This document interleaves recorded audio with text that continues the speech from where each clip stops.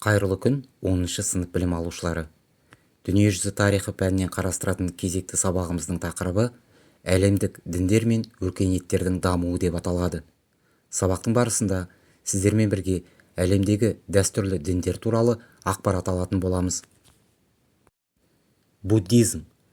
Аңызға сәйкес, біздің заманымыздан бұрынғы 543 жылы үнділік ханзада Гаутама түсінде қаусаған шалды, алапес ауруынан зардап шегушіні, өлім аузындағы кедей шалды, қайтыс болған адамды жерлеу рәсімін көреді. Ол 29 жасында сарайды тастап, тақуа алып, кейіпке түсіп, өмірдің мәнін іздеуге кіріседі. 35 жасында ол Буддаға айналады және жаңа дінді насихаттай бастайды. Өзге діндермен салыстырғанда буддизмде әлемді жаратушы Құдай туралы түсінік жоқ. Буддизм адам өмір сүріп отырған әлемді тоқтаусыз бейнет ретінде қабылдайды. Адам азап әлемінен арылып, шынайы еркіндікке жету үшін нәпсіні жеңу керек. Сонда ғана рухани дүние тазарып, нирванаға, яғни мәңгілік рахат қалыпқа түседі дейді. Будда өз ілімін 4 игілікті ақиқатқа негіздеді. Бірінші, өмір бұл азап. Екінші, азаптың себептері бар. Үшінші, азаптан арылуға болады. Төртінші, азаптан арылуға апаратын жол бар. Ал азаптан арылуға апаратын жолға түсу үшін адам бойында төмендегі қасиеттер қалыптасуы тиіс. Дұрыс көзқарас, дұрыс ой, дұрыс сөз, дұрыс іс-әрекет, дұрыс өмір салты, адал еңбек ету, ізгі нәрселерді ойға сақтау, дұрыс пайымдау. Буддизм ілімі бойынша адам қандай да бір тіршілік иесін өлтіруден, ұрлықтан, өтіріктен, жарына адал болмаудан, ішімдікті пайдаланудан бас тартуы тиіс. Уақыт өте жаңа дінді қолданушылар саны артты. Ал үнділердің патшасы Ашок біздің заманымыздан бұрынғы 3 ғасырда буддизмді мемлекеттік дін етіп жариялады. Буддизм оңтүстік шығыс Азия, Қытай, Жапонияның өркениетіне айрықша әсер етті. Қазір әлемде 1,3 миллиардқа жуық адам буддизм дінін ұстанады. Христиандық. Біздің заманымыздың 1 ғасырында Рим империясының провинциясы Юдеяның Вифлеем қаласында Мария есімді қыздың шаңырағында Иисус Христос есімді сәби дүниеге келеді. Иисус шоқынуды уағызшы Иоаннан қабылдап, өзін Құдайдың ұлы әрі құтқарушы немесе Мессия деп жариялайды. Халыққа өсиет айтып, жаңа дінді уағыздай бастайды. Соңынан ерген шәкірттері апостолдар немесе елшілер деп аталды. Жаңа дін римдік билікке ұнамайды. Иисусты шәкірттерінің бірі Юда Искариот ұстап берді. Рим прокураторы Понтий Пилат Иисусты кінәлі деп тауып, айқыш ағашқа керіп, жазаға кесуге үкім шығарады. Христиандық өзінің қалыптасуы барысында 4 кезеңнен өтті. Бірінші кезең біздің заманымыздың 1 ғасырының басы, Христостың өсиет жүргізу әрекеттерінің уақыты. Екінші кезең 30-136 жылдар аралығы, апостолдардың миссионерлік қызметінің негізінде алғашқы христиандық қауымдардың қалыптасуы. Үшінші кезең 136-313 жылдардың аралығы, епископтық шіркеулердің пайда болуы. Төртінші кезең 313 жыл мен 6 ғасыр аралығы, христиандықтың Рим империясының ресми дініне айналуы. Христиандықта адамның басты ұстанымы болуға тиіс 10 негізгі өсиет бар. Бірінші, жаратушыдан басқа Құдай жоқ. Екінші, өзіңе пір ойлап таппа. Үшінші, Құдайдың атын бекерге айтпа. Төртінші, 7 күнді жаратушыға арна. Бесінші, ата-анаңды құрметте. Алтыншы, ешкімді өлтірме. Жетінші, зинақорлық жасама. Сегізінші, ұрлық жасама.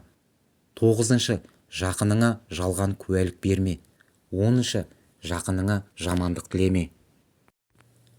Христиандықтағы талқылауға жатпайтын және ақиқатына күмән келтірмейтін қағидаларды нығайтуда 325 жылы Рим императоры Константиннің ұсынысымен Никея қаласында шіркеу қызметкерлерінің жиыны өтіп, сенім нышаны деп аталатын құжат қабылданды.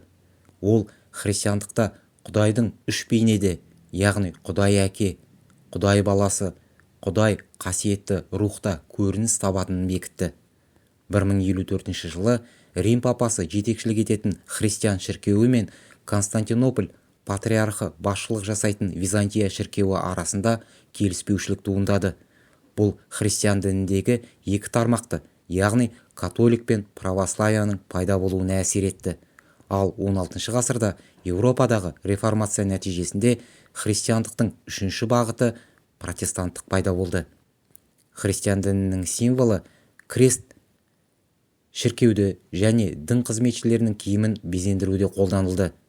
Қасиетті кітабы Библия немесе Інжіл, кітап көне өсиет және жаңа өсиет деп аталатын екі бөліктен тұрады. Христиандықта Құдай ана немесе Богородицаны құрметтеу маңызды болып саналады. Бүгінгі таңда әлемде 1,5 миллиард адам христиан дінін ұстанады. Ислам араб тілінен аударғанда бағыну деген мағынаны білдіреді. Ол соңғы әлемдік дін. 7 ғасырдың басында Батыс Арабияда пайда болды. Діннің негізін салушы Мұхаммед 570-633 жылдар аралығында өмір сүрген. Құрайыштар тайпасының Хашим руынан шыққан. Жас кезінде жетім қалып, еңбекке ерте араласады.